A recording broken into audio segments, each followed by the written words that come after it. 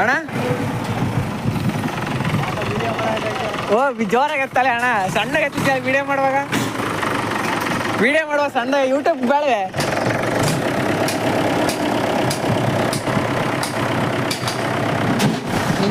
Video ಮಾಡ್ಬೇಕಾದ್ರೆ ಜೋರಾಗಿ ಎತ್ತಬೇಕು, wheeling ಎತ್ತಬೇಕು. ಇಲ್ಲೇ ಅಲ್ಲಿ ನಮ್ಗೆ ಬರಂಗಿಲ್ಲ, ಅಲ್ಲಿ ಇಲ್ಲೇ ಇದೀನಲ್ಲ.